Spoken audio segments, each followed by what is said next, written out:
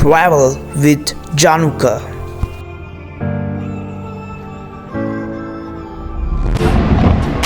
අපි දැන් ඉන්නේ පොළොන්නරුවේ බැදිවැව ගාව.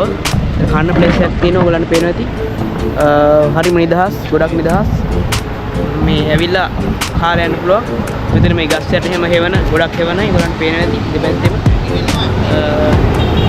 මේ පොළොන්නරුව පටන් ගත්තා විතරයි. තව ටිකක් අපි ඇතුළට යන්න ඕනේ. ඇතුළට ගියහම තමයි අර ඓතිහාසික නගරවල් පුරාවෘත්ත ඔක්කොම තියෙන්නේ. මේක තමයි පොළොන්නරුව පෞරාණික නගරය. මේක උනත් පේනවා ඇති මේ. මෙතී දැන් පටන් ගන්නවා. මෙහෙම පරිපල නැගගෙන ආපුවම අතන තියෙන වොෂ්රූම්, කඩවල්, පාපාකේ ඔක්කොම මේ හැරි තියෙනවා. මේ තමයි වටදාගේ. මෙතන මේ පැරණි අක්ෂර සෙල්ලි එහෙම කොටලා තියෙන උනත් පේනවා ඇති.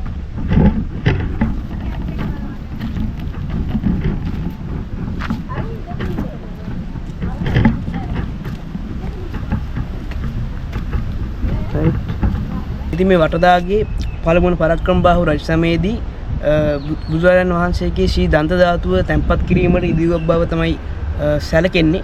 1903 වර්ෂයේදී තමයි මේ වටදාගේ කැණීම් ආරම්භ වෙලා තියෙන්නේ. ඔයගලන්ට පේනවා ඇති මේ බුදු පිළිම වටේට තියෙනවා සමහර බුදු පිළිම විනාශ වෙලා තියෙනවා සමහර වුණා. මේ වටේ බිත්ති එහෙම ඔයගලන්ට පේනවා ඇති. ඒ කාලේ තිබ්බ හැටියටම තාමත් අපිට දැක්ක බලා ගැනීමට හැකියාවක් තියෙනවා. මේක තමයි ශ්‍රී දන්ත ධාතුන් වහන්සේ තැන්පත් කරා බව සැලකෙන්නේ. කුඩා ස්තූපයක ආරක්ෂාව සඳහා ඉදිකළ මෙම නිර්මාණය සංකීර්ණ ශිලා කැටයමින් අලංකාර කරන ලද ශිලා වේදිකා යුගලයකින් සමන්විත වනවා. මෙහි වැඩිම කර්තව්‍යයක් සිදු කර ඇත්තේ නිපුණ ශිල්පීන් විසින්. මේ තියෙන්නේ අටදාගේ ශ්‍රී දල්දා මළුව තුල දක්නට ලැබෙන පැරණිතම ගොඩනැගිලි තමයි මේක. මහා විජයබාහු රජු විසින් ක්‍රිස්තු වර්ෂ 1055 සිට 1110 වෙනතෙක් දල්දා මැදුර ලෙස මේ අටදාගේ භාවිතා කර බව සඳහන් වෙනවා. උගලන්ට පේනවා ඇති මේ තිබිලා තියෙන්නේ දල්දා මැදුරක් හැටියට සදකඩ පහනක් තියෙනවා. අපි ඇතුල් වෙලා බලමු චුට්ටක්. මේ පැන මේ ගල් කණු වල කැටයම්, මේ පරණ කැටයම් තාම එහෙමම තියෙනවා. කිසිම විනාශයකටවත් කිසිම දෙයකට භාජනය වෙලා නැහැ. රයිට්. වාව්. මෙහාට ආපුවම ලොකු කියන්නේ පුදුම කූල් එන්වයරන්මන්ට් එකක් තියෙන්නේ. මේ වෙන බුදු පිළිම තියෙනවා. සමහර ඒවා විනාශ වෙලා තියෙනවා, සමහර ඒවා හොඳට තියෙනවා.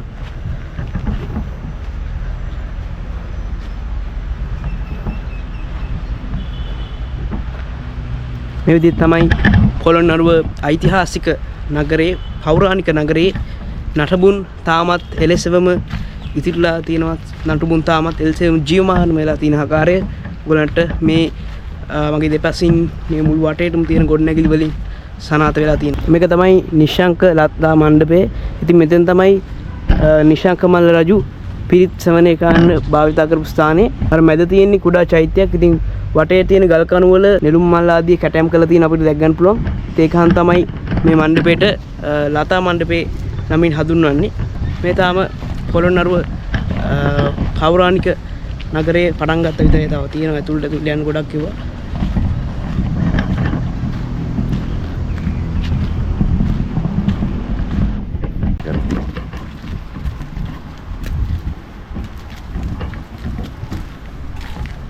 ඉතින් මේක හඳුන්වන්නේ පොළොන්නරුවේ තූපාරාමයේ ලෙසින්. ඉතින් මේකේ පියස්ස තනිකර ගඩොල් වලින් මේ ගල් වලින් තමයි හදලා තියෙන්නේ.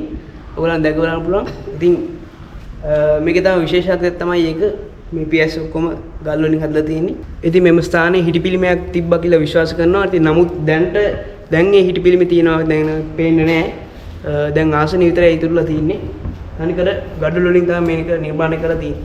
මේක තමයි ගල්පොත සෙල්ලිපි. ඉතින් නිශ්ශංක මල් රජු විසින් ක්‍රිස්තු වර්ෂ 1187 ඉදිකරන ලද්දක් තමයි මේක. ඉතින් මේක තමයි දැනට ශ්‍රී ලංකාවේ තියෙන විශාලතම සෙල්ලිපිය හැටියට සලකන්නේ.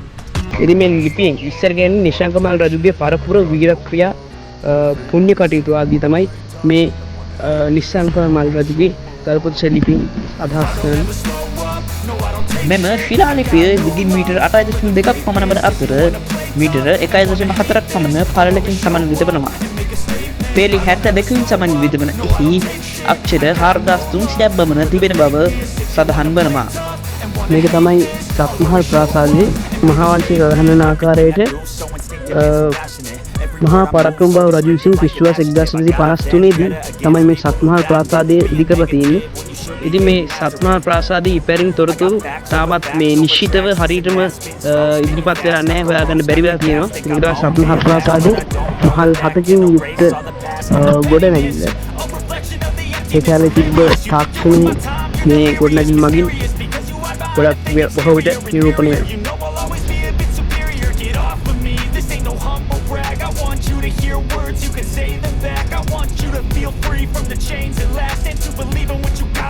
මේක තමයි දෙවෙනි කාපාකයක. ඉතින් දෙවෙනි කාපාකයේ බැස්ස ගමම හම්බෙන්නේ පිළිම රන්කොත් වෙහෙර.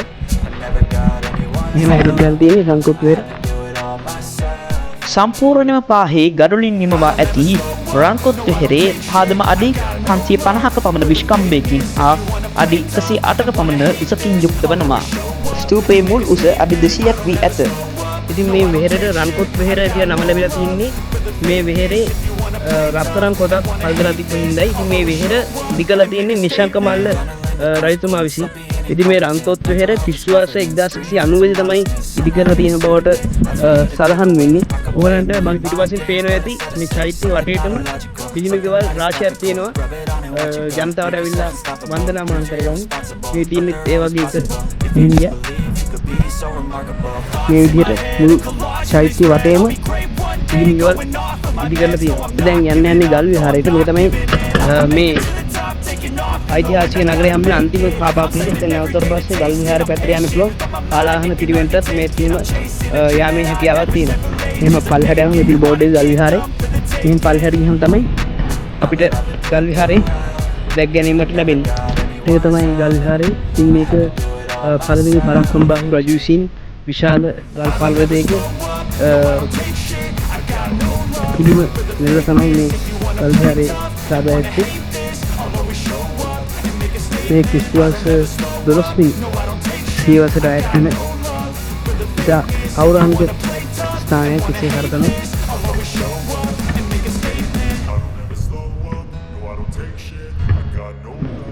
මේ ප්‍රතිමාව තමයි හිදිබුදු ප්‍රතිමාව.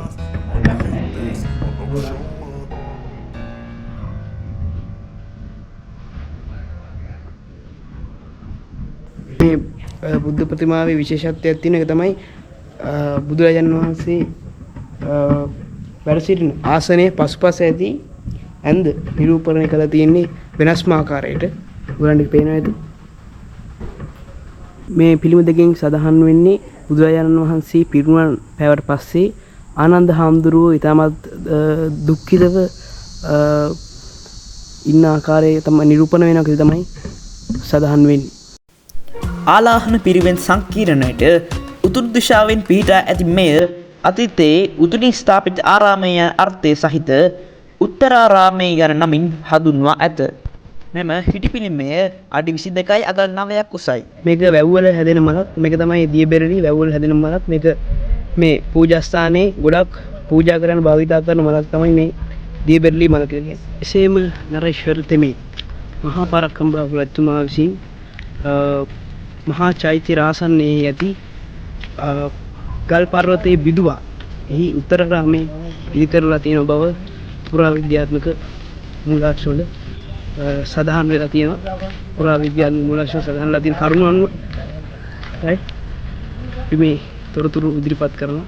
මේක තමයි නිරුම් පොකුණේ. දෙවලට වාහනේ මෙන්න පුළුවන්. වාහනේ කියනවනේ මේ ළඟට මෙන්න පුළුවන්. විස්තරයක් සඳහන් වෙලා තියෙනවා.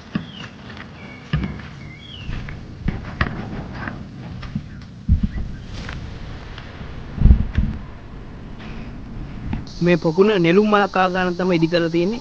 ඒක තමයි මේකට මේ නෙළුම් පොකුණ කියලා කියන්නේ. මේ නිර්මාණය මහා පරාක්‍රමබාහු රජතුමා විසින් දිය ස්ථානයේ සඳහා කරවන ලද නිර්මාණයක්. ඉතින් මේ වගේම මේ පොකුණු 8ක් ඉදි කරලා තියෙනවා බව මහා වංශයේ තොරතුරු සඳහන් වෙලා තියෙනවා. අපිට එක් පොකුණක් අපි දැන් බැලුවේ. මේක තමයි තිවංක පිළිමගය. මේ තිවංක පිළිමගය විශාල ගොඩනැගිල්ලක් ඔයාලට පේන ඇති. ගොඩක් කර්මී දැන් ගොඩක් ආරක්ෂාවක් ලබා දීලා තිනවා අවුවෙන් වැස්සෙන් වගේ දේවල් වලින්. වහලක් ගහලා තින උඩ.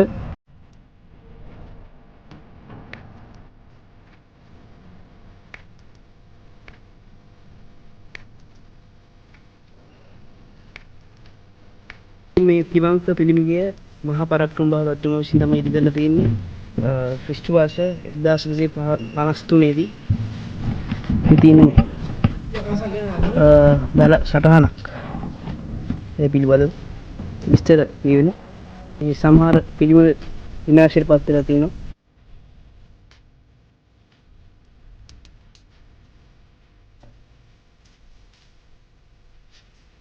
බන් මේ පිටි ගොඩක් ඝනකම් විදිහට නිර්මාණය කරලා තියෙනවා බන්. මේ බලන වැඩි පිටිවල කොට ඇතුලේ එලි ගොඩක් රස්ටි වුණාට මේ චෛත්‍ය මෙගේ ඇතුළට ගියාට පස්සේ ගොඩක් සීතලයි. කියන්නේ කූල් කලිමටයක් තියෙන්නේ. ඇතුළට ගියාට පස්සේ එලි මේ තියෙන්නේ පොළොන්නරුවේ පුරාණ නගරයේ තියෙන කිරිවෙහෙර. කිරිවෙහෙර හැපැයි තමයි ලංකාතිලක ෆිල්ම් ගේ තියෙන්නේ.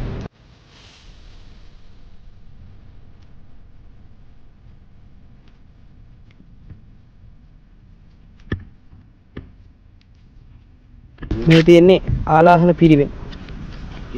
පොළොන්නරුවේ පිහිටි විශාලතම ආරාම සංකීර්ණය වන ආලාහන පිරිවෙන හෙක්ටයාර 35ක භූමියක පුරා පැතිරලා තියෙනවා. ඉතින් මේ ආලාහන පිරිවෙන ඉදිකලා තියෙන්නේ මහා පරක්‍රම බාහු රජතුමා විසින් ක්‍රිස්තු වර්ෂ 1153 දී සිට ක්‍රිස්තු වර්ෂ 1186 දක්වා තමයි මේ රජතුමා සේවය කියන රජු වශයෙන් ඉඳ තියෙන්නේ.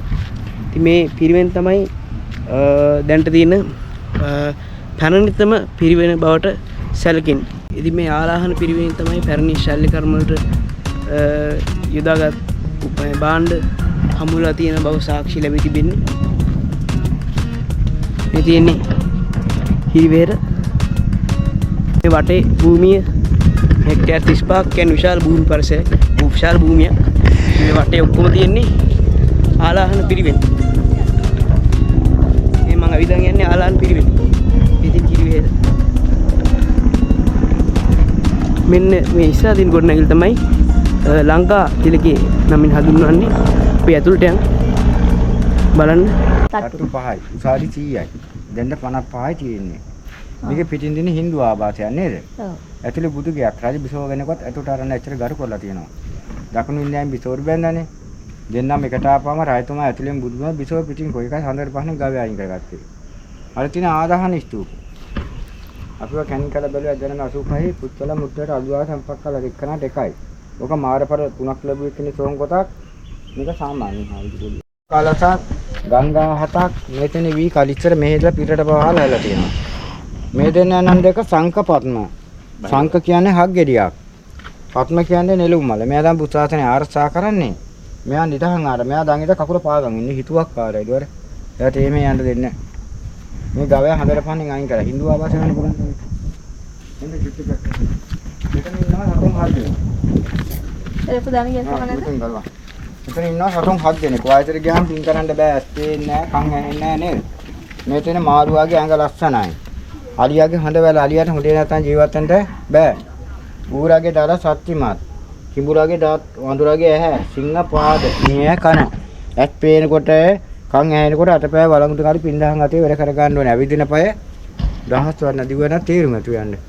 අම්මා චිත්‍රාට අරුක් වෙති නේද? නේ? අරු 900ක්.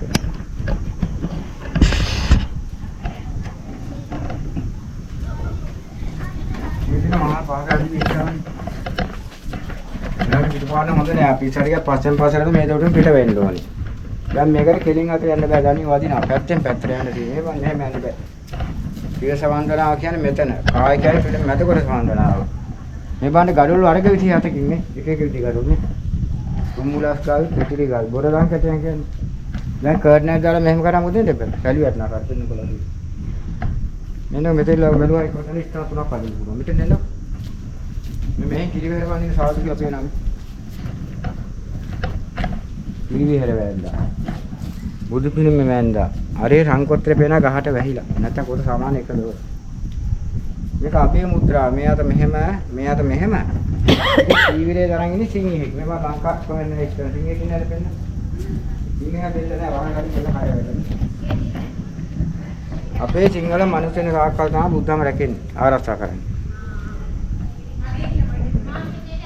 මේක නේත්‍රායි නම් කරලා ඒවා ගන්නවා.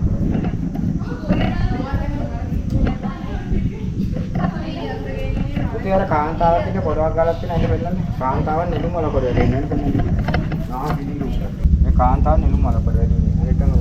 මෙතන කියන්නේ නා ගිනි රූපයක් ඈ.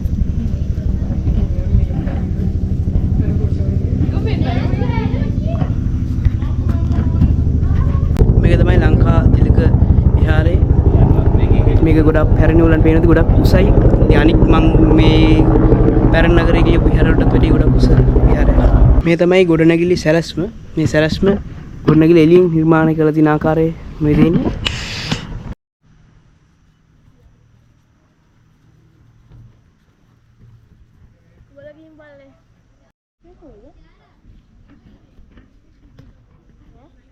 මේ තියෙන මේ පරණ මේ කණු